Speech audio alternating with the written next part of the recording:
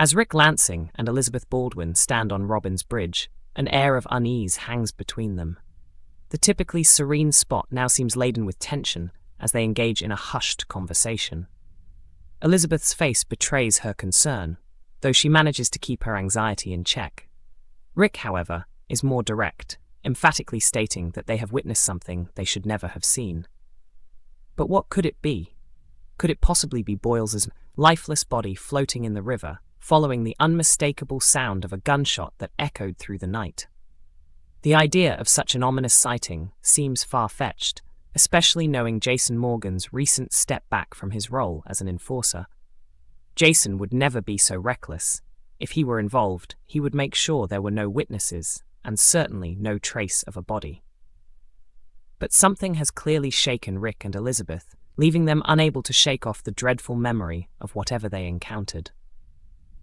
As they stand there, exchanging nervous glances, one can't help but wonder, what truth are they holding back? Meanwhile, the power couple Carly and Sonny are strategizing behind closed doors, regrouping in the aftermath of FBI agent John Jagger Cates' untimely demise. Unbeknownst to Carly, who remains blissfully in the dark about the full extent of the situation, Michael Corinthos has already taken swift action, cleaning up the scene and hiding the evidence, including Cates' body, which had been left sprawled on the Quartermaine estate deck. Michael's efficiency in covering up the crime leaves Sonny and Carly in a precarious situation. They could easily become prime suspects, given their complicated histories in Port Charles. Sonny, ever the charmer, flashes Carly a grin and comments that he prefers her suggestions. What exactly did Carly propose? The intrigue deepens, as it's clear they are both playing a dangerous game. Cates made several enemies during his short stint in Port Charles, which means the list of suspects is long, but for now, the spotlight hovers dangerously over the Corinthos clan. Over at the Davis household, an entirely different drama unfolds. Christina Corinthos Davis, in a state of obvious distress, makes an urgent call, pleading for help. "Please, just come here." The tension is palpable as she waits for a response, likely from her brother Michael, whose protective nature would undoubtedly spur him to rush to her side without a moment's hesitation. But what could be so pressing? The discovery of a gun tucked away in her mother Alexis Davis's purse adds an extra layer of mystery. The weapon, taken from Sonny's safe, has certainly sparked Christina's anxiety, raising questions about what exactly is at play.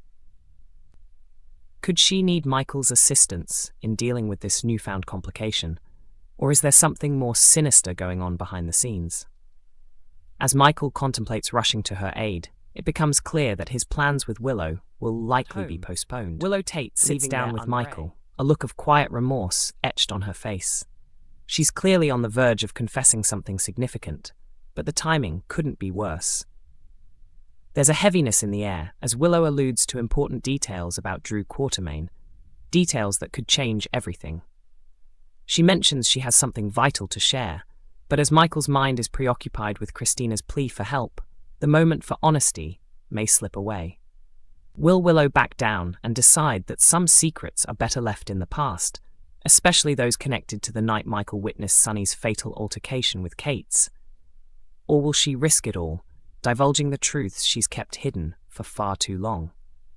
It's a precarious balance, one that could tip at any moment, leaving both Willow and Michael to deal with the fallout of revelations left unspoken. The intensity surrounding Drew Quartermaine, meanwhile, shows no signs of abating. Curtis Ashford, ever the loyal friend, reaches out to Drew in an attempt to stop the situation from spiraling out of control. Drew, already grappling with the emotional aftermath of finding Jagger Cates' body on the Quartermaine estate, has kept quiet about his internal struggle. Yet, Curtis senses something is wrong and urges Drew to take action before it's too late. Is Curtis alluding to the growing media storm surrounding the murder, or is he pressing Drew to come clean about his complicated relationship with Willow, a woman tangled in his past and present, who also happens to be involved with her own mother? Regardless of the context, Curtis knows that time is running out, and if Drew doesn't address these looming issues, it could cost him everything, especially his aspirations for a future in politics. As Drew listens to his friend's pleas, it's clear that his next move will define his fate in more ways than one. The entire situation is further complicated by Drew and Willow's strained relationship. Emotions between the two nearly boiled over when they encountered Kate's body, and now the spectre of that event haunts them both. The stakes are high. Willow's guilt threatens to unravel her, while Drew remains torn between his feelings for her and the weight of his political ambitions. The need for damage control is urgent, but will Drew have the courage to face these challenges head-on, or will he let them fester until they explode? His future hangs in the balance, and as he stands at this crossroads, the choices he makes now could either secure his place in the political arena or destroy everything he's worked for. In the middle of all this turmoil lies a deeper question about personal integrity, secrets, and survival. As Curtis and Drew deliberate over their next steps, and as Willow hesitates on the verge of confession, one thing is clear. Port Charles has become a pressure cooker of tension, deception, and looming consequences. The intricate web of lies, cover-ups, and emotional turmoil has begun.